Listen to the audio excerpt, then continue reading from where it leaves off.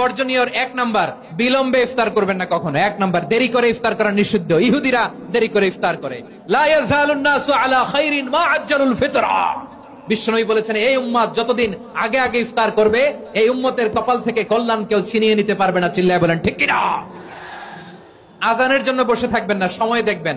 স্থানীয় সময় যখন সূর্যাস্ত হওয়া মাত্রই বিসমিল্লাহ, খেজুর খেয়ে ফেলবো। পারবেন তো নাকি দেরি করবেন? 2 নাম্বার, রমাদানের পবিত্রতা বজায় রাখবো। কোন তর্ক বিতর্ক অশ্লীলতায় আমরা জড়াবো না, ঝগড়া করবো না, সরাসরিও না, ফেসবুকেও না। করবেন?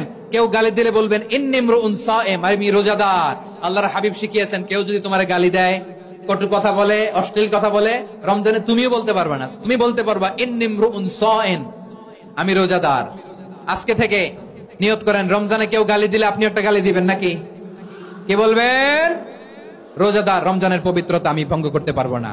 অশ্লীল নাটক সিনেমা আমরা দেখবো না। ব্যাড হ্যাবিট থাকলে রমাদানে এটা ছাড়ার মহা সুযোগ। স্মোকিং এর অভ্যাস আছে অনেকের, ঠিক কিনা? চাঁপাইনবাবগঞ্জে আপনারা স্মোকিং করেন? আলাম ইয়াদা কাওলা যুরি ওয়াল আমালা বিহি ফালাইসা লিল্লাহি হাজাতুন ফি আইয়াদা তাআমাহু ওয়া শারাবা। যে রমজানে মিথ্যা কথা, মিথ্যা কাজ, মিথ্যা সাক্ষী ছাড়তে পারে নাই, তার না খেয়ে থাকা, উপবাস থাকা দিয়ে আল্লাহর কিছু যায় আসে না। এজন্য মিথ্যার সাথে আমাদের কোনো সম্পর্ক আছে?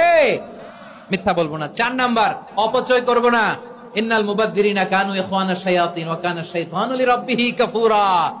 অপচয়কারী শয়তানের ভাই। আচ্ছা, যে শয়তানের ভাই ও নিজেও আরেকটা কি? শয়তান। যে শয়তানের ভাই ও নিজেও আরেকটা কি?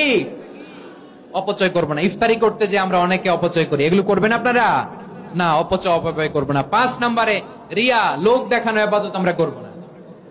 লোক দেখানোর জন্য নামাজ, রোজা, জিকির, তেলাওয়াত, দান সদকা এগুলো করলে আল্লাহর দরবারে এগুলো কবুল হবে? বিশ্বনবী বলেন, দাজ্জালের ফিতনার চেয়ে একটা বড় ফিতনার ভয় আমি করি। সেটা কি? আর রিয়া, শো অফ মেন্টালিটি, লোক দেখানো মানসিকতা।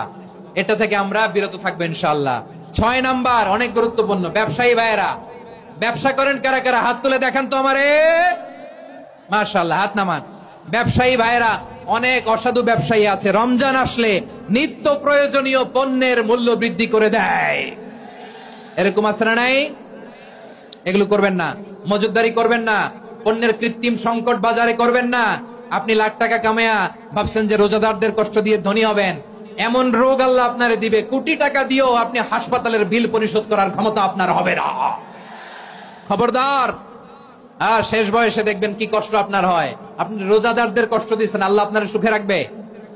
আল্লাহর দোহাই লাগে, আমার ব্যবসায়ী ভাইরা এটা করবেন না। আরব বিশ্বে আমরা দেখেছি, আরব বিশ্বের ব্যবসায়ী